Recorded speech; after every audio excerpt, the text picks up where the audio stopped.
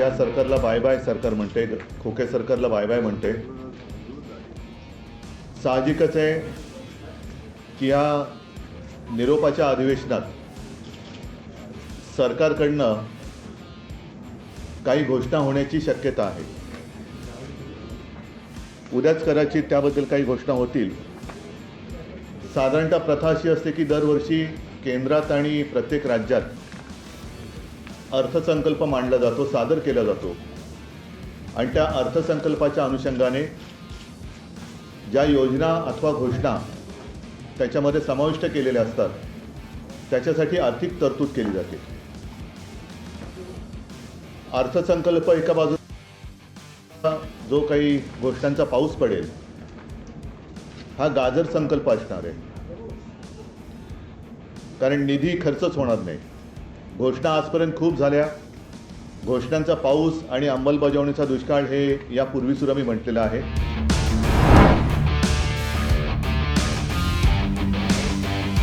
हे सरकार, याला आता काय सरकार म्हणायचं, कारण खोके सरकार तर म्हणतातच, महायुती सरकार म्हणतात, पण एकूणच जर बघितलं तर केंद्र आणि राज्य हे त्यांच्याच भाषेत डबल इंजिन सरकार आपण किंवा ते म्हणत असतील तर ही दोन्ही सरकारं महागळती सरकार आहेत। हे लिकेज सरकार आहे, कारण राम मंदिराच्या गाभाऱ्यात सुद्धा लिकेज झालेलं आहे, पेपर फुटी झालेली आहे, म्हणजे पेपरसुद्धा लीक होत आहेत, मंदिरसुद्धा लीक होते आणि ह्यांना लाज लज्जा शरम काही नाही आहे। आम्ही काही प्रश्न विचारले किंवा विषय त्यांच्यासमोर मांडले तर ते उलट्या आमच्यावरती आरोप करतात। ठीक आहे, त्याच्यावरती या संपूर्ण अधिवेशन काळामध्ये आमच्याकडनं काही प्रश्न उपस्थित केले जातीलच, जीवाभावाचे प्रश्न महाराष्ट्राच्या जनतेचे उपस्थित केले जातील।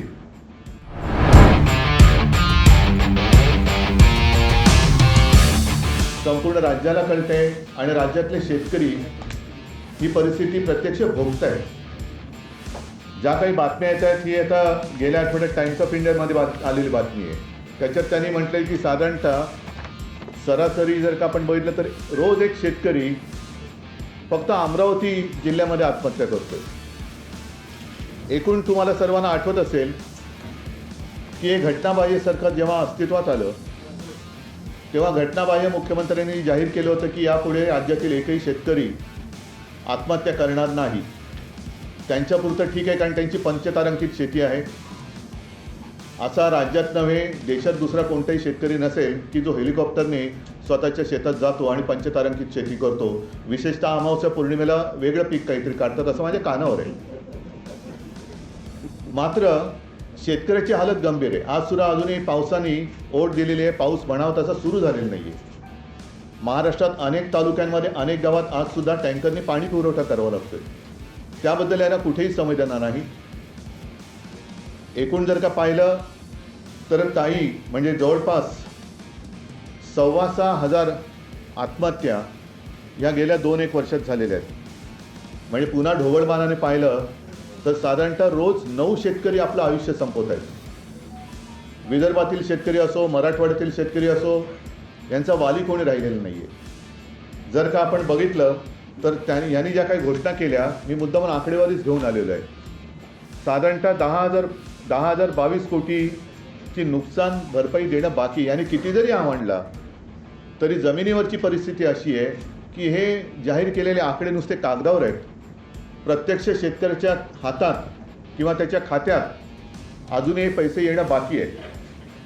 साधारणतः गेल्या 1 जानेवारीपासून आत्तापर्यंत 1046 शेतकऱ्यांनी आत्महत्या केलेल्या आहेत।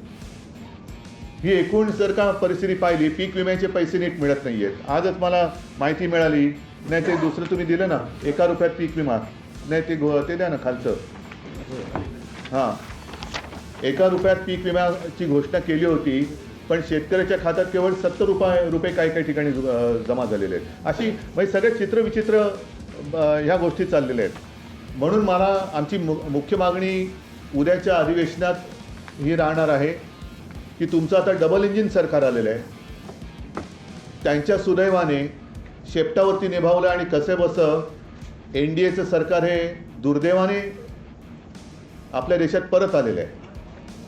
त्यांच्या लेखी असलेली महाशक्ती पुन्हा एकदा तिकडे विराजमान झालेली आहे। तर ह्या डबल इंजिन सरकारने ज्याप्रमाणे मी मुख्यमंत्री झाल्यावरती नागपूरच्या माझ्या पहिल्याच अधिवेशनात कोणीही न मागता मी 2 लाखापर्यंतची रक्कम पीक कर्जाची ती मी माफ केली होती, मुक्त केलं होतं. तसं आमची आज जाहीर मागणी आहे की एकूण या तुमच्या थापा आता खूप झाल्या, नुसत्या घोषणासुद्धा आता खूप झाल्या. अजूनही 3-3.5 महिने निवडणुकांना आहे, तर तात्काळ शेतकऱ्यांची कर्जमुक्ती जाहीर करून निवडणुकीच्या आत तुम्ही ती अंमलबजावणी करा.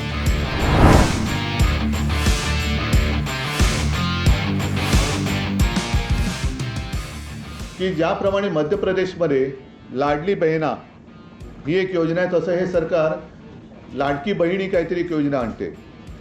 माझं म्हणणं आहे जरूर आणा, लाडकी बहीण योजना आणा, पण तुम्ही आता मुली आणि मुलांमध्ये भेदभाव करू नका. लाडका भाऊ म्हणून पण आणा, लाडका भाऊ म्हणून पण योजना आणा आणि मुलींप्रमाणे मुलांना सुद्धा मदत करा. कारण एकूणच एवढी वाईट परिस्थिती आजपर्यंत महाराष्ट्राच्या नशिबात कधी आली नव्हती.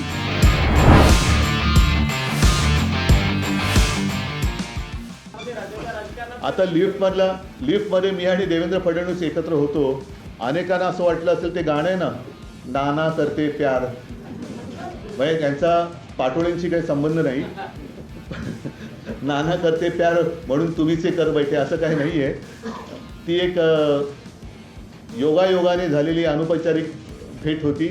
आणि म्हटलं तर असं म्हणा, मगाशी कुठे दिनेश मग बोलले की भिंतीला कान असतात आणि लिफ्टच्या भिंतीला कान नसतात. त्याच्यामुळे तुम्ही चांगली सजेशन केली की यापुढे आमच्या गुप्त बैठका आम्ही लिफ्टमध्येच करू.